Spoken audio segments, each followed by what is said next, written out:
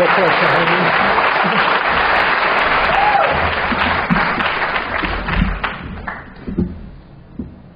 Hi, everybody. I'm Sheldon F. I'm an alcoholic. Well, that'll change a guy's talk.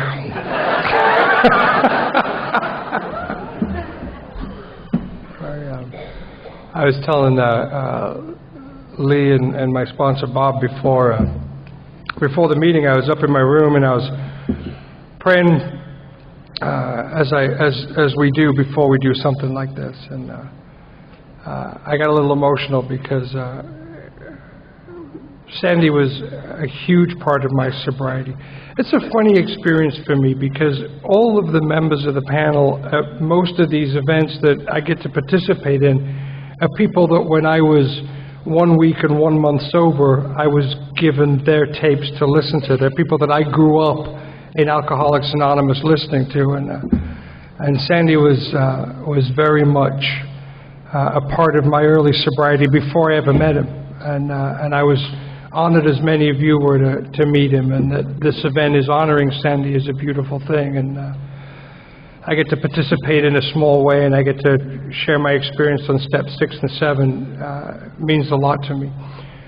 I want you to lower your expectations for me from where Lee set them. If you would put your expectations where Bob Bazance's expectations are, we'll have a much better time the next hour together. If we're going to talk about steps 6 and 7, obviously we're going to talk a lot about God. And when I was brand new in Alcoholics Anonymous, God was a very difficult subject for me. I grew up in a Jewish home. That's not really true. I grew up in an atheist Jewish home. Now what that means is that we were Jewish, but we knew we were wrong. My mom would say things to me like, God and religion, they're the opiate of the masses. Now get dressed for temple. We're leaving in 10 minutes. We would do all the festivals and we'd have all the stuff, and I was bar mitzvahed and I went to Jewish school, but I knew that it was a farce and it was just kind of this ritualistic thing that we did.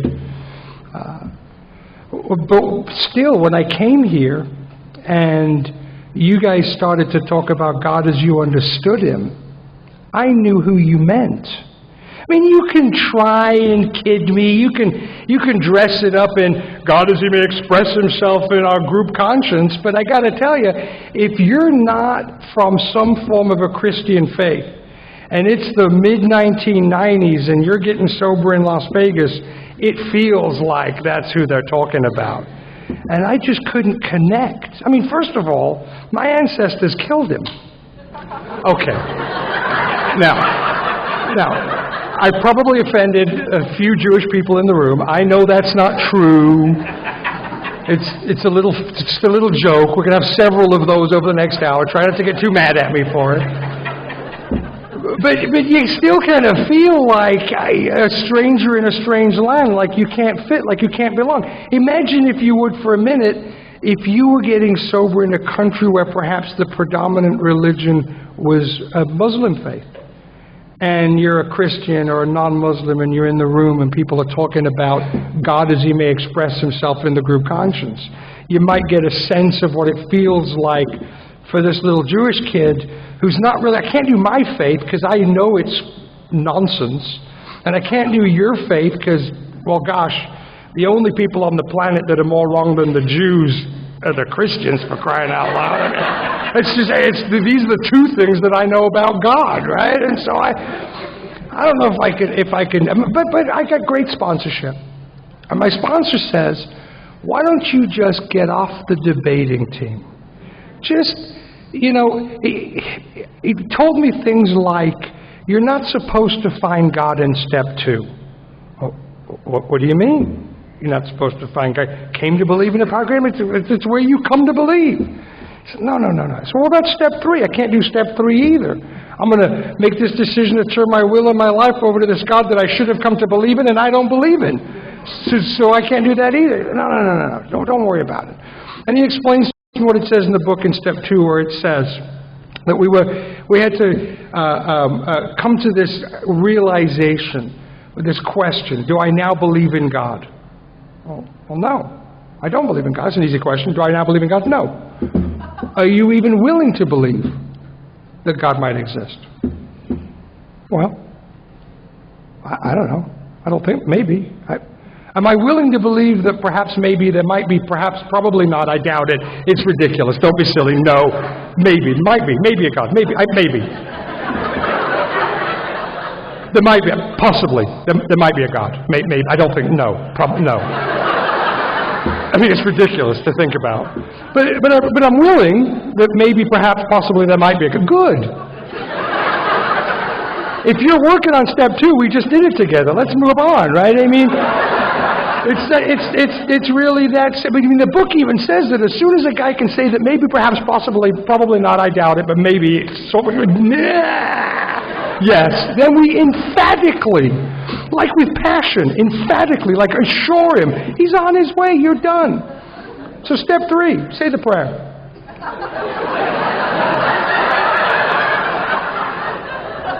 I mean, how are you working on step 3? Say the prayer. Say the prayer. How do I? And so I'm argumentative, so I want to know how you can prove to me that that nonsense is true, because it just sounds like nonsense. And he says, well, go ask people in AA that you love and trust and you like their life, and ask them, how is it that they're sober today? So I run off, I start asking guys how this, and they all say the same thing. It's almost like we hand out little cheater cards at meetings, right? How are you sober today? Well, I'm sober today because of a power greater than myself that I found in Alcoholics Anonymous that allows me to stay sober one day at a time. I'd like to thank AA for God, and I'd like to thank God for AA. All right? And I don't mean to goof on that, because if you ask me why I'm sober today, I'm going to tell you that I'm sober today because of a power greater than myself that I found in Alcoholics Anonymous that enables me to stay sober one day at a time. And I really, honestly, without joking, would like to thank AA for God. And in turn, I'm pretty grateful to God for AA. And I don't mean to make light of that, because it's true. So if that's the case, and if you find God, if God is what keeps you sober, and you could find God in step 2 or step 3, why would you do step 4? I mean, it sucks. Right? It does. Step 5 is embarrassing. 6 and 7 I don't understand. 8 and 9 are expensive. 10 and 11 are confusing. And 12 takes an awful lot of time, and quite frankly, I'm busy.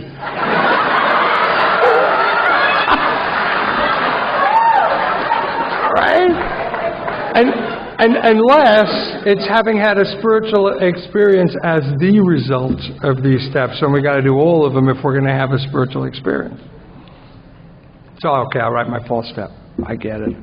I'll do step 5. But step 6 and 7 were very, I don't know how your experience was. My experience, I was very, very young in sobriety when I did my 4th and 5th step. In fact, I remember I had kind of this weird resentment because I was less than 30 days sober when I shared my 5th step. I went to Prescott to a conference with my sponsor. He was speaking at the conference, and I'm doing my 5th step, and then they did the countdown, and I had to stand up for less than 30 days, and I'm thinking, I was 28 days sober. Shouldn't I get like credit for 2 or 3 days for doing my 5th step, right? I mean, shouldn't I not have to stand up at less than 30? So I was very young in sobriety. So I'm faced with this 6 and 7 question that, quite frankly, I don't understand. And I don't think I was supposed to understand it. It kind of breezed by me in a way of, read 6, and are you willing? And I guess. I don't even really understand what I know this. I know that I don't want to live the way I've been living anymore. I know that in step 5 I swallowed some big chunks of truth about myself. I know that. And I know that what I swallowed about myself wasn't fun. I mean, I had written this inventory of all the people in my life that I was either mad at or afraid of or didn't like or had some uncomfortability towards. I mean, and it wasn't a short list. I mean, really it was, my dad, and then my mom, right, and then my brother, and then any girl I'd been with, and then any boss I'd worked for, and then my cousins. I really just kind of trickled down to anyone I'd had any even minor influence in my life all the way to childhood. I mean, it was just this list of pathetic relationships, and everyone was like, it was funny that at 28 years old, I had lived a life that there was nobody that had had any real significant time spent with me that I wasn't in some way mad at, right? All of them. Even down to the lunch lady when I was 6 years old. I was mad at the lady that served me my tater tots.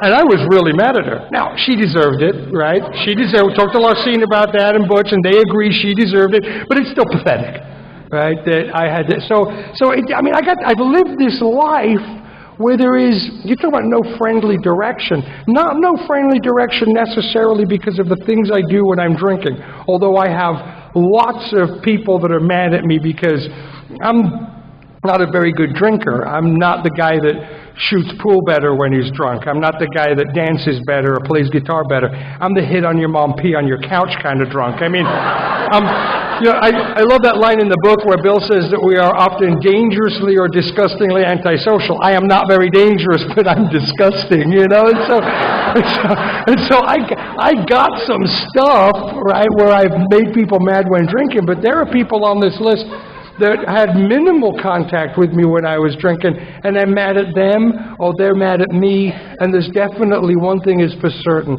that there is separation between me and everybody in my life, and I don't want to live that way anymore. And am I willing, step 6 says, to let God have these character defects? Yeah, I'm willing to let it. Sitting post step 5, you know, sitting for an hour or a week or a month or however long I brooded on this stuff about what my life had been like. I didn't want to live that way anymore. I didn't want to be that way anymore. And I say the 7-step prayer. And I go about the business of living my life, and I go about the business of making amends, and I start trying to get involved a little bit in 10 and 11, which, you know, in my story, I really didn't have any kind of a regular practice in those steps till 10 years of sobriety, and to call it regular now might be an exaggeration. I get real good, and then I realize it's been a while since I did it, and I get real good again, and I realize it. But I get about my life of trying to live my life, this sober life. But it's a funny deal, man. I don't know what I go to work, and it seems like everybody at work knows how to work better than I know how to work. They seem to get along with each other, and I don't seem to get along with people the way they seem to get along with people. Things happen, and I get frustrated at things that they don't seem to get frustrated at. I get upset about things that when I talk to my coworkers, I'll say to them, "Can you believe that they're doing this?" And they go, "Yeah, no big deal." And I, "What do you mean, no big deal? Come back here. Let me explain to you exactly how big of a deal this is."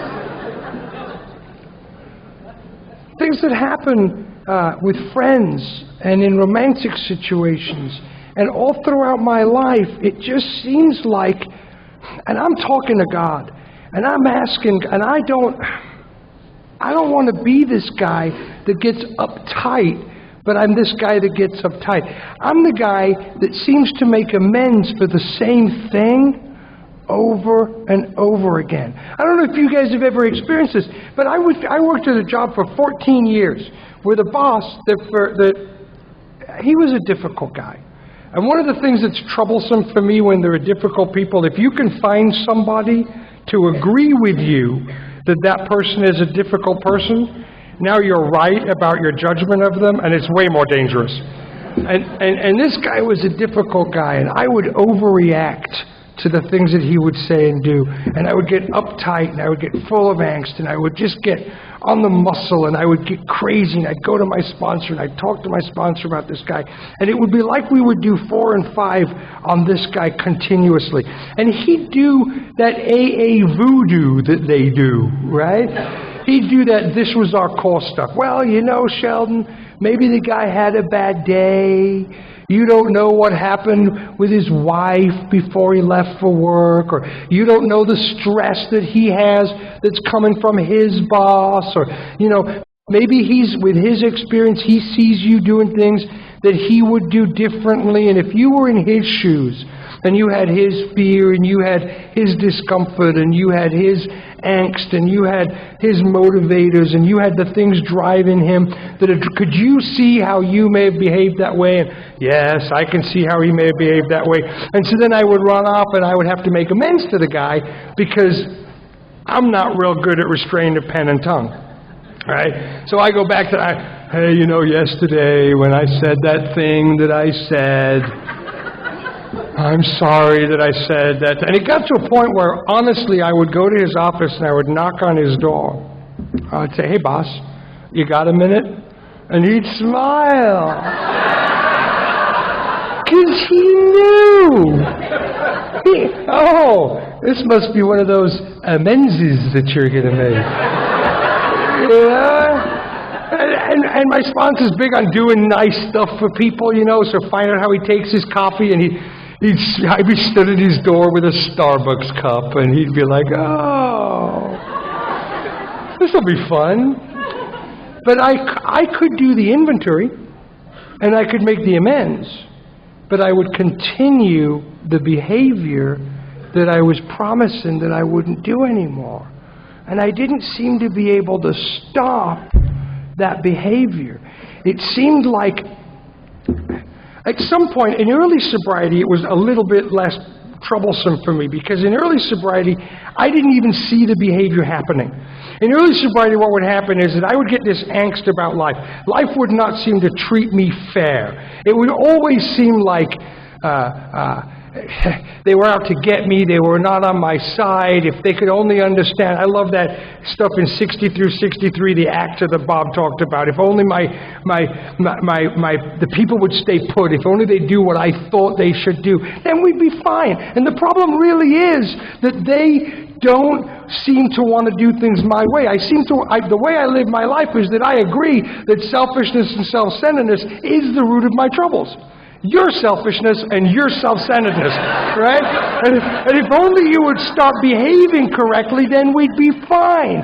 And so in early sobriety, what's happening is that I'm doing this inventory over and over again on the same things in my life, whether it's people in the home group, or the guy at the meeting that always seems to share at me, or at the time my fiance or new wife, or my mom, and it's just all these people. And what's awful is that I'm living this life in angst, but I'm not really suffering as much from it in early sobriety as I started to after some time in AA, because I was blind to what was going on.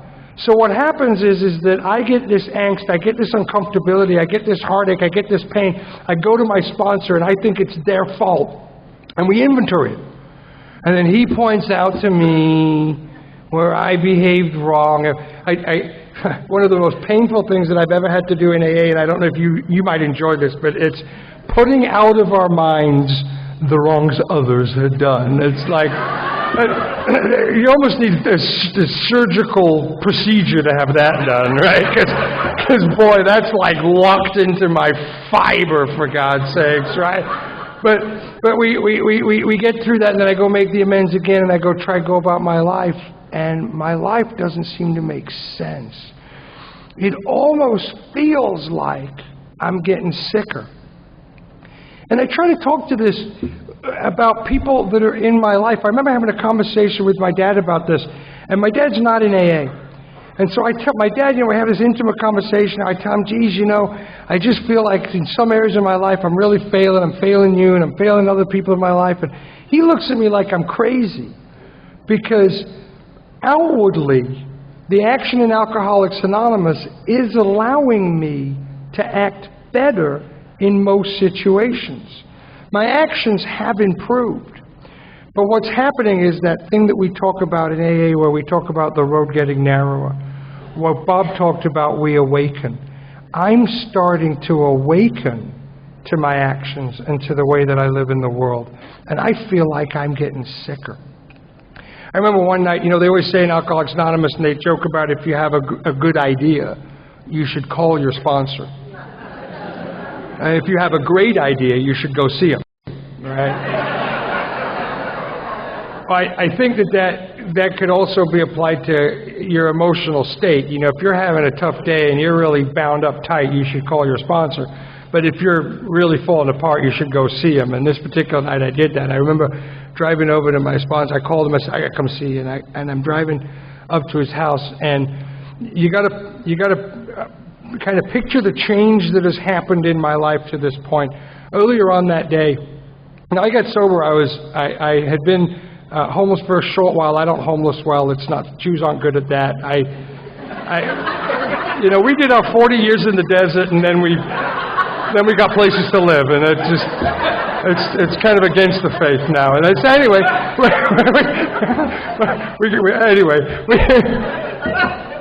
I got to apologize again. But I spend most of my life apologizing. But anyway, so I go to a detox, and I go to a halfway house, and then I end up moving to Vegas, and I get an apartment, and I got this apartment, and I can't keep the apartment, and I end up renting a room from some guy in the wrong part of town, a good AA member, and there's 3 of us living in this house, and I was living at the grace of other people. And then now you fast forward a couple, 3 years, because I'm disgustingly antisocial, I'd been single for most of my life. I mean, I'm not attractive when I'm hitting on your mom and peeing on your couch. So it's a turn off, for most girls. So I've been single for a long time, and so now, at this point in my life, I got a job, I got a couple of promotions, I bought a home, I got married to an amazing member of Alcoholics Anonymous. We had our son. We sold that house and bought another house. I'm a welfare kid from the wrong side of the tracks, and you have to picture that I'm sitting in my backyard in the hot tub, and I'm staring at the palm trees from my hot tub. My wife's inside, and she's making dinner, and my son's playing in the playroom, and I'm thinking, is this all there is?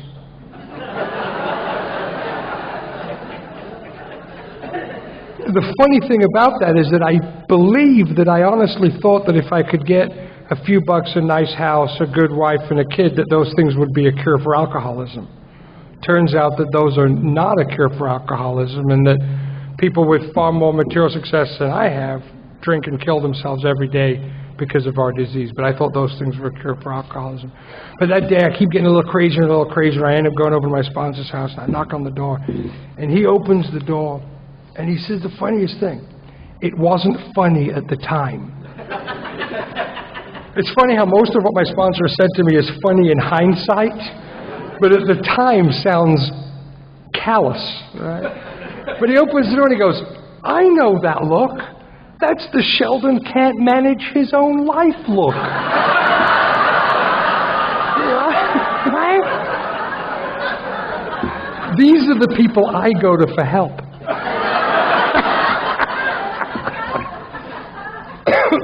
He ushers me in, and we talk about what's going on with me and how I just feel, the bottom line is I feel like I'm in a world that's not on my side. I feel like, yeah, I'm sober now. And yeah, I'm sorry for all the crap that I did. And I'm sorry for the crap that I did while I've been sober this time. And I'm sorry for the crap that I'm going to do later. But I don't seem to be able to stop doing the crap, reacting that way. I just feel like it's not working. Like I just don't, I can't. I was on the phone with a guy sponsor earlier on today, and he said to me something that I remember that feeling, sober, with his life in better shape than it was when we found him several months ago. I just don't think I can keep living like this. And I felt like I couldn't keep living like that. And I don't know what that is. I tried to explain to him what that was he couldn't keep living like, But he thought it was all the people around him and the circumstances and the situations he was in. And I felt like I couldn't keep living like this. But I knew I was starting to wake up to the idea that it was something in me, that I was the problem, that I don't know why I can't fit. I get it. I saw the things I had to see in step 5. It didn't stop me doing it again yesterday. And it hasn't stopped me from planning to do it tomorrow. Right? I mean, it's just... And we talked, and he said to me something that made me nuts. He said, "You're having a step 6 problem." I said, "Don't be ridiculous." At that time, I was 3, 4, 5 years sober. I was sponsoring 6 guys. I was making amends. I'd done a 4th and 5th step. I moved beyond step 6. I'm on step 12. He thought it was funny. And he said something to me that has always stuck with me since. He said that the story of his serenity, the story of the peace that he has in his life, is directly equal to how willing he is in step 6. And at the time, that didn't really make sense to me.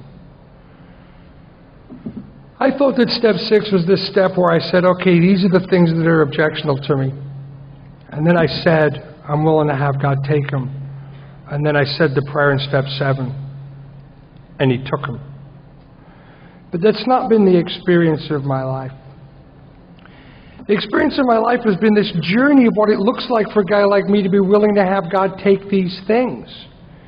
I don't give away these things freely. First of all, I think that they have value for me. I think that there is value for me in looking at your every move and making sure that you're doing what's best for me. I mean, if I'm not looking out for my best interest, who's going to? If I'm not worried about my money, who's going to?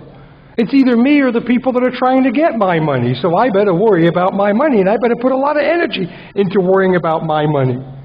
If I'm not thinking about my sex life, who's going to? Right? I mean, I want to get a little when I can. Right? And so I need to be paying attention to that kind of stuff. If I'm not going to worry about my reputation, and I have to worry about my reputation. If I'm not concerned at all times about who's saying what and when they're saying it, and if they have the information accurate when they're saying it, I have to be my own press secretary. We were laughing on the way to the meeting, and somebody said, Butch said, "Well, we'll have your people call my people." And I have a lot of people, but they all live up here, right? And they're my people, and they're trying to manage everything. They're judging and managing and correcting and making sure that in every situation everything is being done correctly, so I can be okay. And what happens is I go about my life looking at the world through this paradigm of how is the world affecting me. I go through the world through this paradigm and it's, when you say it out loud, it sounds ridiculous. I go through this paradigm of trying to change the world to fit me. Little me trying to change the giant world to fit me. And it's almost like, and I've heard many guys say this, Bob says this, it's almost like I have this magnetic force inside of me that is this powerful magnet. And all of the things that happen in my life have a magnetic quality. And so I go about my day at work, and the boss looks at me, and I don't even, for all I know, he might have indigestion, right? But I read his look as sheer harsh judgment of what I'm wearing, what I look like, what I'm doing, what he pays me, the vacation I requested, and boom, it sticks to me. And I go about my day, and then a customer looks at me funny or says something, and boom, it sticks to me. My wife asks about something that she wants to accomplish, and boom, I take it as an assault, I take it as an attack, and it sticks to me. And my son rebels against something, and boom, it sticks to me. And I end up walking around with this hunks of metallic crap, right, weighing me down, making me uncomfortable, making me feel heavy, making my spirit feel weighed down, making me feel like the world is against me. And what's worse is that I'm a talented blacksmith. And so once these metal things have attached to me, then I get out my tools. And I now start to take these hunks of steel and forge them into a coat of armor that will protect me from you, that will keep me safe from the next assault. So when the next thing hits me, it bounces off my titanium armor that I have built between me and the world. And when I get sober, I don't know this, because I haven't learned the lingo of Alcoholics Anonymous yet, but if I could have told you how I felt when I got sober, it would have been more than anything lonely and separate. But when you look at how I lived my life building this iron, I'm like, the Black Knight of days of old, right? With every memory of everything that fancied or real. What's funny is that, I'll tell you, the reason fancied comes first is because most of them are made up, right? I mean, if it was like most of it's real and occasionally you got it wrong, it would be real or fancied. But oh no, Bill knew what he was saying. I mean, most of the stuff that I have used to separate me from you and protect me from the world is stuff that's not even real. But I got good at building armor. And if only there was some, we talked about alchemy earlier on. If the alchemists, instead of trying to turn lead into gold, if they could have come up with a potion that I could have drank that would have turned off that magnet, I could have got by with my life. Oh, they did. They called it Chivas Regal on the rocks with a splash of water. Scare it to death, but don't drown it, right? Because I used to be able to drink, and it would seem like it would turn off the magnet, and my spirit would become alive. But in abstinence, I do a fourth and fifth step, and what I do is I chip off some of the steel. I chip off some of the armor. I unbolt one of the plates that I have built. And in step 9, maybe I come out to you and I say, here, I think this is your steel. I'm really so sorry. I'm so sorry. Let me fix what I did. But when I go through my life and I continue to live my life, poof, a new piece hits me. Poof, a new piece joins me. In step 3, they said this when you don't hear this much anymore, and it's a shame because it's cute. When I was newly getting sober, if you said to a guy, I can't do step 3 because I don't really believe in God, and if I did believe in God, I don't know how to turn my will and my life over to the care of anything. And they go, you don't have to do that, Punky. Don't worry about it. It's only a decision. And then they say, if there's 3 frogs, right? You know this one, right? On a log. And one of the frogs decided to jump off. How many frogs are on the log? And I say 2, right? And they go, no, Punky. No. There's still 3 frogs on that log because it was only a decision. Well, what is this decision to turn my will and my life over to the care of God? What is it that I'm deciding to do?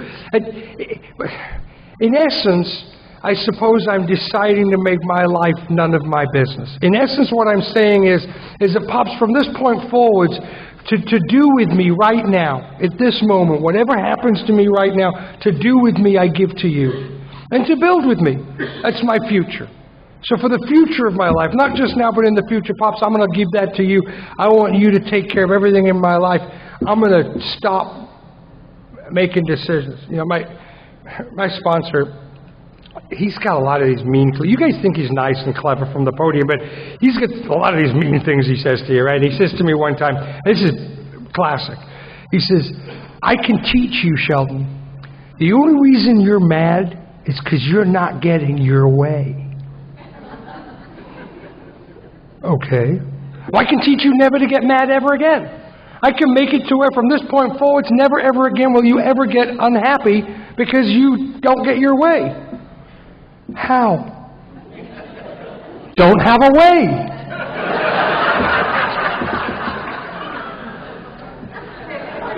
These are the people I go to for help, right? But that's what I'm saying, isn't it? In step 3, I'm saying from now on, I'm not going to have a way. So 3 frogs on a log. One of those frogs takes step 6. Splash. 2 frogs left on the log. Because what I'm saying in step 6 is, okay, Pops, I get it. I did my 3rd step. I did my 4th step. I looked at this stuff that's objectionable. I know that I react badly to life. I know I judge people harshly. I know I'm oversensitive. I know that the way that I look at the world is through this paradigm of how's it affecting me. I get it. I've seen the damage that's been caused. And I don't want to live that way anymore. And I'm going to make a decision from this point forwards not to live that way anymore. But I can't. But I can't. And so I go back and I do more inventory. And I can't. And what happens is I get glimpses of the answer to the question that I suppose was stopping me from taking step 3 in the first place. And I wouldn't want to verbalize this question in an open discussion meeting of Alcoholics Anonymous because you get shared at, right? You ever get shared at in a meeting? I'd get shared at for the rest of the meeting. But the question of step 3 that I want to say when you tell me to turn my will and my life over to the care of God is this. What does a guy like me need God for? I mean, really. I mean, I don't mean that in a spiritual way. And I know. I mean, I'm a spiritual neophyte. I mean, I know that God exists, and I know that He loves me, and I've had glimpses of really feeling that love. But what does a guy like me really need God for in a practical, pragmatic way? Not in a I want to go to heaven way, not in a look at the sunset way, but practically and pragmatically in my life, Monday morning, 9 a.m., what does a guy like me need God for? What a guy like me needs God for is that I can't stop reacting to life the way that I react to life. I can't turn the magnet off. I'm not capable of not having the judgment. I'm not capable of not looking at the world through the paradigm of how's this affecting me. I'm not capable of listening to the things that you say in between your sentences about how much you don't like me, don't love me, I'm not good enough, you can't trust me, I don't amount to anything. I'm not capable of not saying to you in verbal and nonverbal cues the mean things that my defense mechanisms make me say to you. This is what a guy like me needs God for. And the only way that the God that I understand can teach me that is if He makes that a struggle. Because the way that my mind works, and maybe your mind doesn't work this way, but the way that I experience the world is that if I were able to say, God, remove from me my judgment, and my judgment were to disappear, secretly I would think I did a great thing. I don't judge people anymore. Aren't I wonderful? Come with me, we'll judge the judges together. Right? Look at those people over there judging. They're not even as good at it as we were back in the day when we used to judge.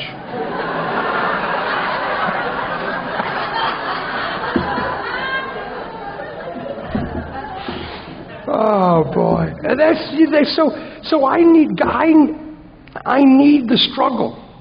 I need the struggle for me to, and I don't like the struggle. I don't like, in my confusion of spiritual journey, I read some Eastern philosophy. And one of the things in Eastern philosophy that is a beautiful thing that they say, but I don't think they mean it.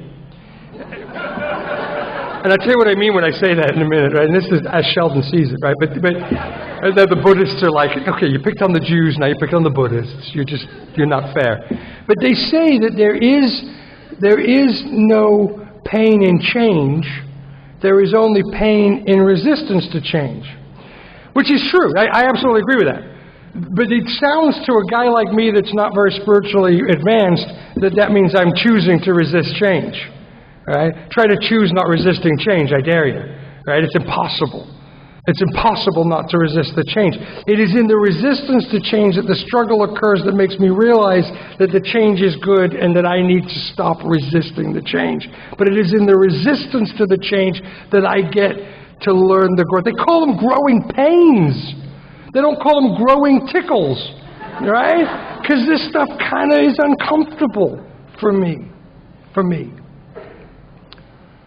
If I woke up tomorrow morning and there was no more struggle, and I was able to live my life in the pure manner that I think, it's funny, right? We don't claim, no one among us are saints. We don't, none of us, we all have feet of clay. And I'll tell you some stories in a minute about my current life that show that I'm still in this struggle. And we claim progress, not perfection. But if we're going to grow towards something, we have to have an idea of what that would look like, right? One of the things that some of my Christian friends used to do, and I thought it was great, it was one easy thing to goof on, but the reality is a beautiful thing, is they were popular for a while, they wore those bracelets, what would Jesus do? Right? What a great question. What would whatever God that you believe in, whatever pure spirit that you connect to, whatever your idea of this power in the universe is, how would that power have you behave? A good friend of mine in Vegas says that God is love. How would love look at this? So I know what the goal is. I know what the goal is. And if I were to wake up tomorrow morning and I were able to live up to the goal, and I was so good that I didn't need God anymore, the problem would be that I wouldn't need God anymore. And I don't think that I'm wired in a way that once I didn't need God anymore, I'd still turn to Him. I mean, I only know that because in my experience, before I got sober, when I didn't think I needed God, I didn't turn to Him. In early sobriety, when I thought that it was enough that I wasn't drinking anymore and that I was just grateful because I was able to pay the rent and my dad was talking to me again, and the gifts of the first 6, 8 months, 2, 3, 4 years of sobriety were enough for me, and I didn't think I needed God to help me with these things that I struggle with today, I didn't turn to Him. So what makes me think if I woke up tomorrow pure that I would still turn to Him? It is in the resistance to change and the struggle that I live in that keeps me to, when do I pray? I mean, not when do I pray I love what Bob said, not when do I throw a paragraph at God, right? And on good spiritual hair days, when I feel plugged in, when my spirituality is tidal, it comes and goes, and when the tide is in, and I can have these beautiful moments with God, right? I have some beautiful moments with God, but when the tide's out and I feel alone and afraid, when do I go to God? It is in the moments of pain that I go to God. The struggle is the gift. Huh? That don't even make sense to me, and I said it, right? I mean, but it is the struggle. It is the realization of my humanness that comes in step 6. My inability to live my life the way that I would hope that I could live my life. That is the gift that drives me back to God. So I'm from Las Vegas, and I worked in the car business for a number of years, 14, 15 years. And I was quite successful. I did pretty well. And I got to a point where, because of a number of reasons, one of which was that I wanted time to seek God more. My schedule was jam-packed. I wanted more time in AA. I wanted more time to be able to come and do events like this. I wanted more time to be able to spend at Detox with guys I sponsor. I wanted more time at home in my home group. And I wanted more time with my family. I have a beautiful wife. I met my wife in Alcoholics Anonymous. We were married for 16 years. She's my best friend. And I honestly, I met her when I was 4 days sober. We started dating when I was 6 months sober. We got married when I was about a year sober. I've never drawn a sober breath really without her in my life. She is my partner in life. And I love her with all my heart. Would you make sure she gets a copy of this? Thank you. Thank you, Lee. And I have a 13-year-old son that is the center of my world, and I wanted to spend more time with him. So in August, retire is a funny word. I'm too young and too driven, but I got out of the car business without knowing what the next journey of my life was going to be. And I stayed home. And my plan was for 6 months or a year, I'd kind of hang out, take some time with the family, and then figure out what the next step would be. And I'm very grateful that my life is set up in a way where I was able to do that. But 90 days into the journey, now I'm a car salesman, and I'm not an educated car salesman. I never went to college. 90 days into the journey, I get a phone call from Drexel University, because a friend of a friend, well, I have a friend of my wife, and a friend of mine works there, and they needed some help in their business development center, and this girl said, "Can I show them your resume?" Which I thought was funny, because I'm not qualified at all. I said, "Sure, show them my resume." And then 2 weeks later, I get hired by Drexel University in Philadelphia to be their business development consultant to help rebuild their department, which is it's a big deal. And I'm not qualified for it. And it came out of nowhere. And it's very clear that God wants me in Philadelphia. I mean, it just felt, you ever get that feeling where it just felt like God wants me in Philadelphia because this is insane. I mean, they interviewed me. They know what I'm capable of. They know my history. I went to college once.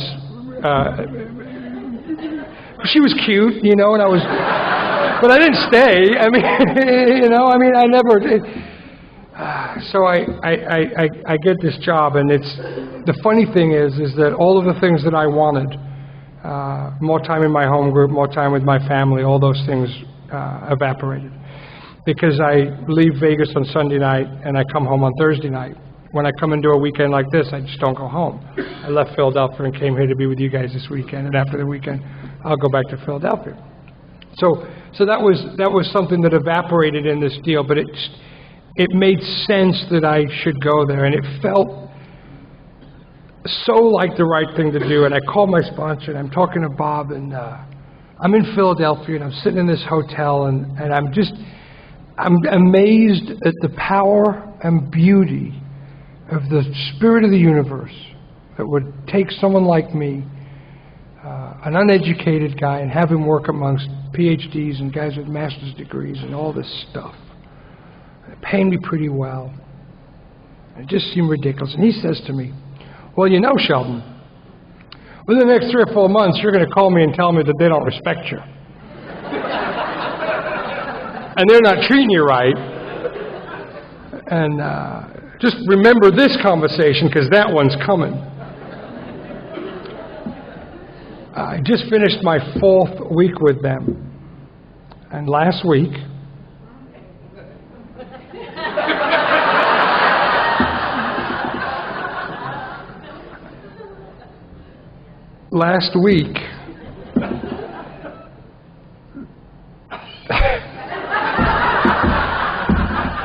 I wish I had stories that were, now 5 years ago I behaved this way, but I'm over that now because I'm wonderfully sober for 5 more years, and last week, they wanted to go over my expense report, all of which is done with honor and care and is accurate. And they didn't like some of the expenses, to the tune of tens of dollars.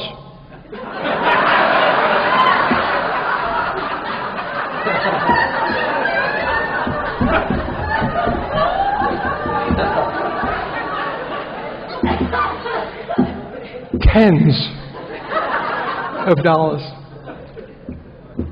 And I was mad. I was so mad. But here's what has happened in my experience with how this occurs. And this is, I think, the difference that I experience now as step 6 takes more of a hold in my life. Is that as I start to get mad, I have an equal driving emotion that is telling me, you're doing it again. You're about to do it again. You're wrong. Don't do this. But it was tens of dollars.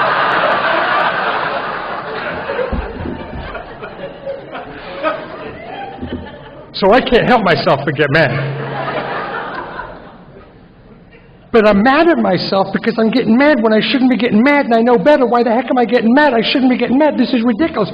Sheldon, don't do this. Do not let this happen. I can't stop myself from making it happen. And I start to think to myself, I should probably pray, but you know what? I'm in a meeting with the CFO and the assistant vice president, and I can't really say to them, hold on a minute. I probably could have taken a bathroom break and shoved the bath mat under the door so no one could peek under the bottom and said a prayer. I probably could have done that, but I wasn't really. So I'm sitting in this room and I can feel the pressure building. And the old me would have said, you know what, guys? If you don't respect me and you don't trust me, you don't want me to work for you, it's no big deal. I was sitting in my backyard when you called me. I'll go back to my backyard. After all, you know what? You're stealing me from all the things in my life that I love, and I don't really want to be here anyway. So why don't you guys have a good day? Because nobody talks to me in this tone about tens of dollars.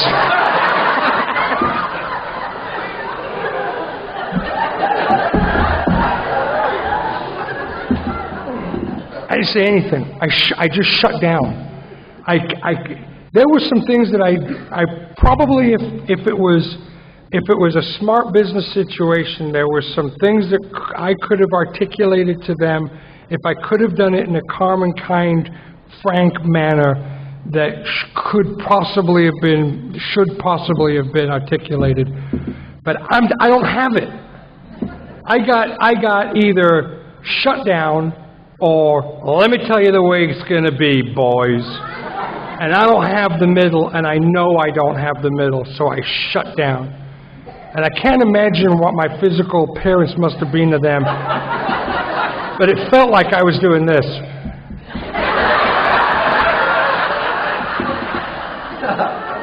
And a little bit of this.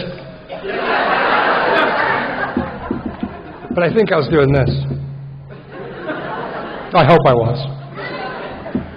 And I go home, and I'm mad. And I'm not so much mad at them as I am mad at me, because I'm mad. I can't stop being mad. I can't stop it. I don't have it in me to stop the anger. And the anger's wrong, and I can see it. I am awake, and this is the thing that makes me crazy at this point in my sobriety. I'm hoping that there's a point, Bob was talking about when he's 36 years sober, maybe at 45 years sober, he'll look back and realize he's a putz at 36 years sober. I don't think so, but maybe you will, right? But I'm hoping that there's a time that comes where when the anger rises, I can stop the anger. But I couldn't stop the anger. And I was trying. And I'm so mad at myself because I'm so frustrated. And then I realized, you don't have what it takes to stop the anger. I love that part when in the fear inventory where it says that many of us trusted self-reliance, but self-reliance was good as far as it went, but it didn't go far enough. The truth of the matter is that I am not enough. I'm just not enough. It's not my fault I'm not enough. I can't go get more Sheldon. I'm not enough. Besides, more Sheldon would kill me. It's just more of the problem, for crying out loud, right? If self is the problem, self can't be the answer. I am not enough. I don't have it. What's missing? Where do I get it from? I got to go to God for it. How do I remember to go to God? The struggle. It's the struggle that drives me back to God. It's the struggle that keeps me plugged in. It's the things about me that I find objectionable that drive me back to the Father. So I asked God, what do I do? I can't take this. I can't go. If I go back to work tomorrow with this anger, I won't be able to control it. It's a matter of time. It's a ticking time bomb. I know what's going to happen. I'm going to go there tomorrow, and they'll have forgotten about this episode because they think it's behind them. We had our conversation, came to our agreement. They adjusted the deal a little bit, took some, didn't take others. To them, it's in the bag because, well, they're not like us, right? To me, it's rah, rah, rah, rah, rah, rah. And so what's going to happen is a week from now, one of them's going to they're going to come into a meeting with a cup of coffee for themselves, and I'm going to go, I knew it. They don't like me enough to bring me a coffee. It's the beginning of the end. I should just leave now. That's it. I'm leaving and it's your fault. I know you hate me and I hate you too. I know the future. So I asked God, how do I get beyond this? And I get the sense of what to do next. And it was the funniest thing. Make amends for your behavior. What? My behavior was fine. Maybe. Maybe. So I called a woman up who's driving this whole thing, and she's the woman that's been my wife's friend for many years. I wasn't able to reach her. I got her voicemail, and of course I immediately think she must have hit ignore because she hates me now, right? Turns out she was at the gym. Well, that's what she says. We can't be sure, can we? Spin cycle my hiney.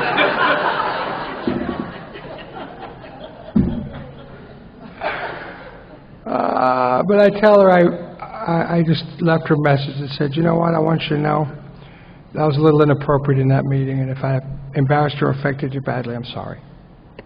I hung up the phone. She had not heard the message yet. And that, I think, is important here. She had not heard the message yet. And the anger goes away. And the anger goes away. And God comes in the space and fills the space. Stop resisting me, Sheldon. Stop having a way. Go with the flow. Stop it, Sheldon. I got you. I got you, and you can't get you, so stop getting you. Because all you're going to get you is in trouble. Stop it. And I wish I didn't. Part of me wants to say, I wish I didn't have to have the struggle. But part of me says, you know what the truth is? Is that if I'd have been sitting in that office and they'd have said that and I would have said, well, it's no big deal. Okay, if that's the way it's going to be, that's fine. I wouldn't have connected with God that night in that apartment the way that I did. I would have, and what's more important in my life? The fact that I can tell you that I reconnected with God over a situation that was difficult and troublesome and that I was struggling with, and the result of it was that I had a moment of reconnection with God, or that I didn't behave badly and embarrass myself a little bit in the first place. In the outside world, outside of Alcoholics Anonymous, in the regular world, they would say that it would be best if you just didn't embarrass yourself. But this isn't the real world. This isn't the regular world. This is the spiritual journey where the nuggets and the beauty and the apples are the things that drive me and reconnect me to God. And so as much as I hate the struggle, I love the struggle. As much as I hate the resistance to change, I'm glad that I can't just change. Because a guy like me needs to be driven back to God. There is no room inside of me for my ego and for God. You know, in early sobriety, they told me that ego stood for edging God out, and it's cutesy, but it's real. God's a gentleman, right? He only goes where he's invited, and the ego doesn't invite God ever. So it's only through the collapse of the ego, through the struggle and the strain and the inability to accomplish the things and to behave in the ways that I wish I could behave. It is in the failure to hit the perfection, the WWJD. It is in the inability to hit the target that I think I would like to hit. It is in there that the ego collapses and allows God to come in. It is in there that I feel connected. And so stood here today, on the other side of that incident at work, I am grateful for the way that that incident happened, because I got to learn things I would not have otherwise learned, seen things I otherwise wouldn't have seen, things that are not new lessons, lessons I need to learn over and over again, not new things, not new visions I need to see over and over again. There's a very short 2-line poem that I want to share with you. I think one of the things that is key for me in this step is that in step 6, what I really get is a full knowledge of the fact that I don't have power. I think the lesson of step 6 is the lesson that there is one that has all power. That one is God, may you find him now, and that I don't have power. And it is my powerlessness in step 3 that I begin to talk about, that the frog goes splash in step 6 and starts to really learn about. In step 6, I really learn about my powerlessness. And in step 7, I come to God and I say the prayer, humbly. Where else do I get humbly from, if not from all this activity in step 6, the stuff that I've been talking about for almost an hour? This is where I get humbly from. And in step 7, where I say to God, remove from me every single defective character which stands in the way. God, have all of me, the good and the bad. Because I don't know what's good and I don't know what's bad. I mean, truth is what I think is good for me is hookers and crack, right? That's where I started the journey, right? So who am I to judge what's good and what's bad? God, take it all. Take it all from me. Take it all from me. I'm starting to see my powerlessness. Take it all from me. Remove from me the defects of character which stand in the way of my usefulness to you and your fellows. The poet Rumi says, your task is not to seek for love. I suppose we could say your task is not to seek for God. Your task is not to seek for love, but to merely seek and find all the barriers within yourself that you have built against it. And step 6 is the place that I start to find the barriers. And step 7 is where I humbly turn those over to God. Thank you for my life.